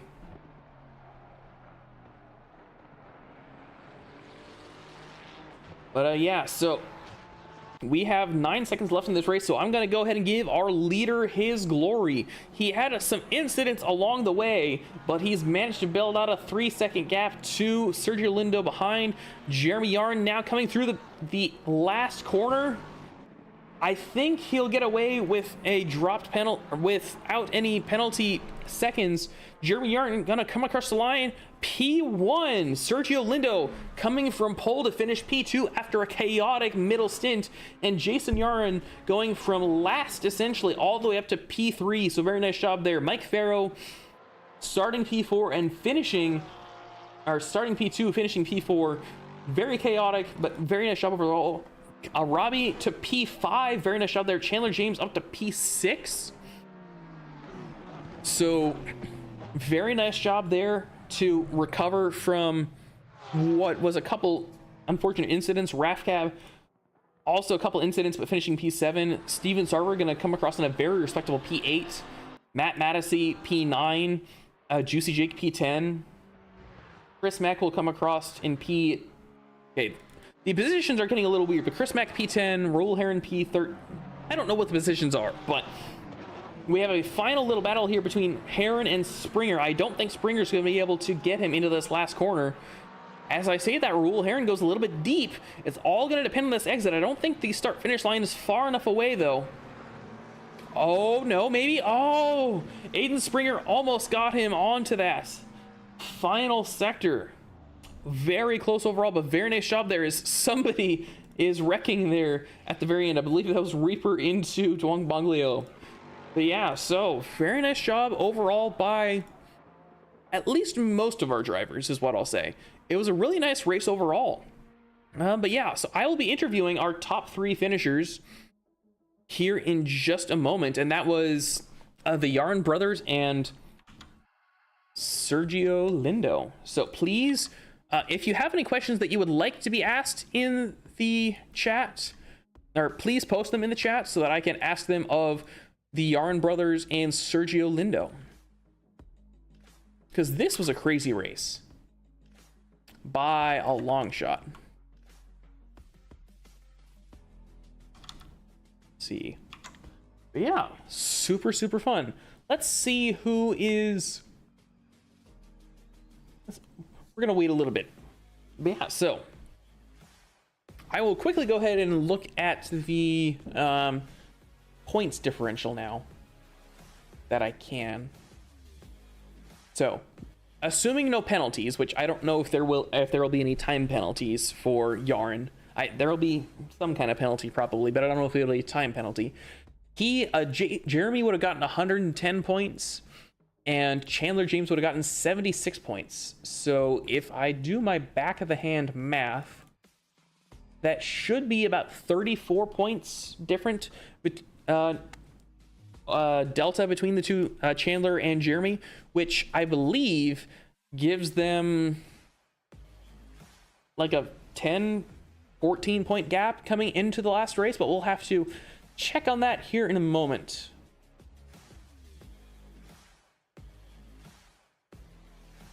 All right, where is Lindo? I want to pull him in.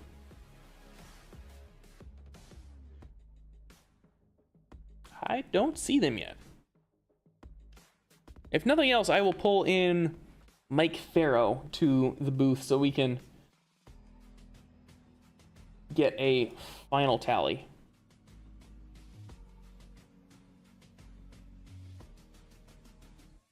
Yeah, so while we're waiting for some of our drivers to get into the cooldown rooms so that we can do some interviews, please feel free to like and subscribe to the channel. It really does help get our videos out there for the world to see. And it's a lot of fun.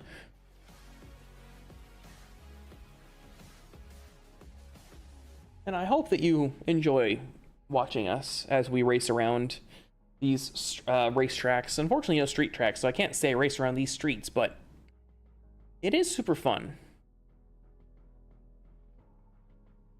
I'm not seeing anybody to pull in for our thing. So I do see Mike Farrow, so if nothing else, I will pull him in, but I want to see if we can get somebody else. Okay, so I see the Yarn brothers, so I will go ahead and pull Jason in first, since he was P3. Qualifying lap. I kept fucking up. Oops. Whoops. Hot mic. All right, Jason, hi. How are you doing? Not too bad considering. Yeah, so not getting a valid lap in qualifying to finishing on the podium, you had to feel amazing that race. Yeah, I did. I knew I had the pace in this track. My leaderboard time this week was actually on full race fuel, so I never really took the time to set a qualifying lap until tonight. My problem is my first lap that I ran out on, I accidentally had full qualifying or full race fuel. Not what you want. And then when I came back and popped back out there, my tire pressures weren't right, so I was just. This was one of the most stressful qualifying sessions I think I've ever seen in my life. It was just nonstop back and forth, rain heavy, rain light, rain nud, just gone. So it was a rough one. Understandable. Yeah. So there was. So I know that you had to fight back through the field. Was that was most of that done in the pits, or did you have to do mostly on track action? Because I know that there was a giant battle at the end for the final podium positions, but. I pit with about 57 minutes ago. As soon as I seen the track hit greasy and my wet tires were already up to 32 psi, I said screw this, because I was stuck in the back of the pack at that point, and I know I was faster than them all, and I just couldn't get past them on this track unless they screw up. So I decided to pit right away. I put the dry tires on, pumped up the PSIs obviously, and I started just consecutively putting in fastest laps with the dry tires on, and then I noticed a couple people follow suit. Thankfully, the top 10 or so decided to pit a little bit later. Not sure if they were already on dries looking at the forecast ahead, but yeah, I gained a lot of the time just passing the wet car, the cars with the wet tires, because I had the dry trim on, and I was gaining 2-3 seconds a lap on those guys. There you go. As far as the final 5 go, I just got lucky. I just got lucky that the fourth and the fifth, the third and the fourth place guy kind of wiped out a few times and ended up getting my last places that way. Yeah, it was a pretty good battle overall. Were you in voice chat with your brother during the race? Yeah, we were pretty bummed early on, and he said he got smucked a little bit and dropped down to 23rd, and we just kind of kept our nose to the grindstone, and just our whole goal was just to get ahead of Paul and James, and it seems we did so. Yeah, you definitely did do that. Yeah, so you said your pressures were bad for qualifying. Was that the only reason why you weren't setting valid laps? Is just not having any grip? Yeah, I was. There was no grip, so all the fast turns I was just sliding out on and invalidating. Makes sense. It was rough. All right, so last race of the season next week. I don't think you'll have a chance for. I don't know if you'll be able to fight against your brother for the overall gold championship, but you definitely have a chance to solidify the team standings. How are you going to feel about Nürburgring? It's a tough track. It's definitely not one of our stronger ones as far as the Arm brothers go, but we're going to give it our all. We're going to put the extra practice in if we need to, which we will. So, yeah, we're just hoping for a decent finish. If we can both finish in the top 10, that would be great. Top 5 would be better. That would be. All right, last question I have for you before I send you back down. Is there anyone that you would like to give a shout out to? I'd like to give a shout out to my wife for watching my kids again. I'd like to give a shout out to my brother for being an excellent teammate and always keeping his head up even when he's discouraged. And shout out to all the people that watch my stream. All right. And thank you for commentating every week. I appreciate you and SRA. Yeah, I have a lot of fun doing it, as always. But yeah, I'm going to send you back down to your race review. But again, great job on the, it's not quite last to first, but close enough. Yeah, I was close. Yeah. I was trying. Yep. Thank you. Have a good one. Thank you. See you later. You too, bud. Yep, bye. All right, Sergio Lindo, I do not see. So we will go ahead and pull up Jeremy Yarn. Jeremy, welcome to the booth. Hello. Thank you. Yeah, so first, not quite first to last to first, but it kind of felt that way with how the incidents rolled around. But great race overall. Go and talk us through how it went. It was wild. I don't have many words, honestly. Usually I can articulate how things went, but I've never driven like that before. So obviously I was really angry when I got hit, but was able to kind of reel it back in. Had my buddy in Twitch chat kind of talking me off the ledge, so that definitely helps when I'm seeing red. And then yeah, I just focused on banging out the best laps I could and trying to work with a strategy that was suitable. And I decided to pit when my tires reached 140 degrees Celsius. Oh, so probably a good time to pit. So that's when I switched to slicks, and then had a really good run in the middle of the second stint, and then it started to get a little more wet, and then it got back to greasy, and I was running at like 22, 23 psi for the rest of the race. Feel terrible for hitting Wrath, and then having that whole incident. But I gave the position back and then was able to fight back for it, and I hate that I wasn't able to battle him for it and that he just kind of was a victim of the circumstance of the conditions and tires and that. But it was a lot of fun. It was an insane race, and I don't ever want to do it again. Yeah, understandable. Yeah, so I know that you when I talked to your brother Jason, you said that you had to, or he was having not a lot of fun in qualifying. You obviously did better in qualifying, but did you have any of the same issues that he had with tire pressure? Well, he, I think, had the wrong set. No, he had a full tank on first. He had a full tank of fuel first, and then he hit the wall. So then he's like, well, I guess it's time to change this out. And then my only issue was traffic. I was up over a second and a half and probably would have taken pole with that lap. But there was two cars ahead of me that I had to slow down and crush the lap, and then I couldn't gain that momentum back again. So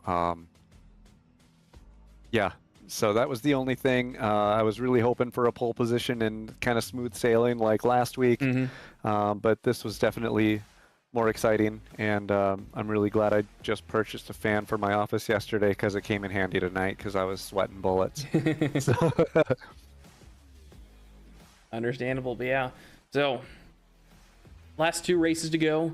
I believe you've closed the gap down to Chandler James to about 10 points. Jason said that he's not very strong at Nürburgring. Is it the same for you? I'm not great, and the car's not great, so it's going to take some work, which I'm more than willing to do, especially with this with the high stakes. So it'll be early mornings and late nights in the rig, trying to best my opponents, and I wish them all the best. But I do love winning, so I'm going to work and do my absolute best to make that happen.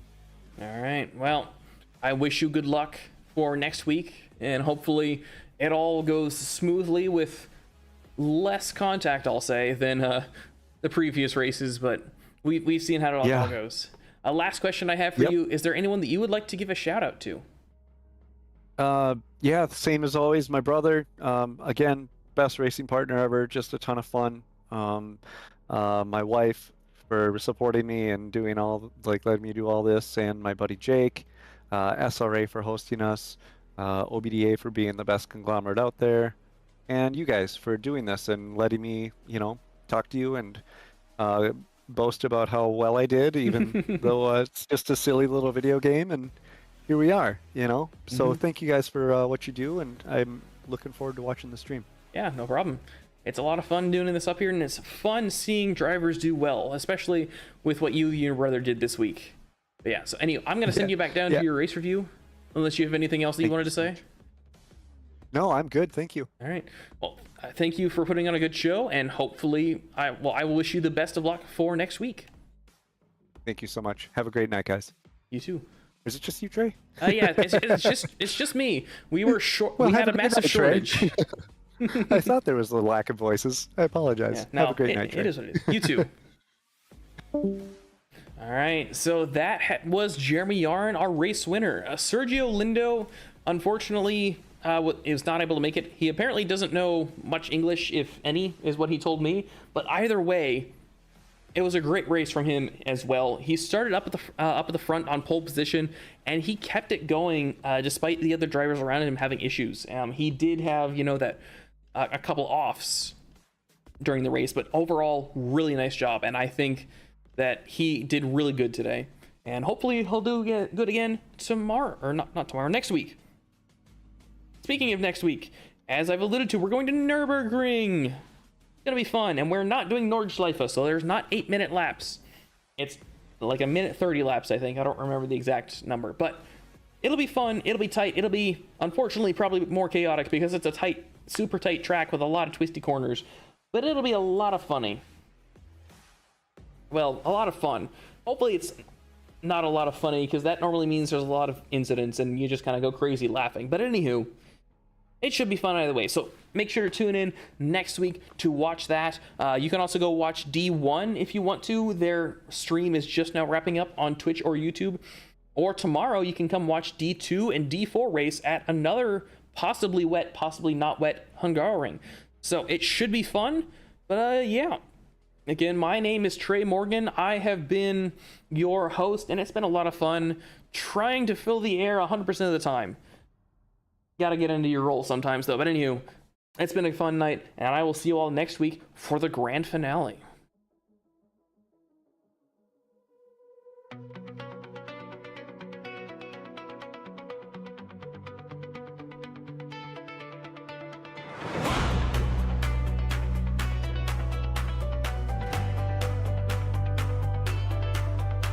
When I was just a new driver, I asked Coach Jeffries, what will I be?